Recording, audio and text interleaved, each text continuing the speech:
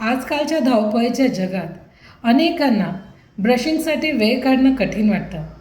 पण आपल्याला निरोगी दातांसाठी किमान 2 ते 3 मिनटं दिवसातून 2 वेळेस ब्रशिंगसाठी वेळ काढणे अत्यंत महत्त्वाचे आहे. अनेक जण असेही आहेत ज्यांना योग्य ब्रशिंग टेक्निक माहिती नाही. ते जोरात दात घासतात, त्यामुळे हिरडींना इजा होते, दातांची झीज होते व दातांच्या समस्या सॉल्व्ह न होता त्या वाढतात. तर आज आपण शिकणार आहोत दातांची योग्य ब्रशिंग टेक्निक. आज आपण डिस्कस करूया मॉडिफाईड बास ब्रशिंग टेक्निक. ब्रश हेडी व दातांच्या कॉन्टॅक्टमध्ये ठेवा व ब्रिसलचा हेडीशी 45 डिग्री अँगल बनेल असं ठेवा. आता हलके व्हायब्रेशन्स करत वरच्या दातांना खालच्या दिशेने व खालच्या दातांना वरच्या दिशेने रोल करा.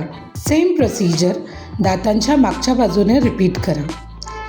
समोरच्या वरच्या व खालच्या दातांची आतील बाजूही सिमिलर पद्धतीने क्लीन करा. हे सरफेसेस आपल्याला न विसरता क्लीन करायचे आहे. तसेच दातांच्या चावण्याचा भाग देखील आपल्याला क्लीन करायचा आहे.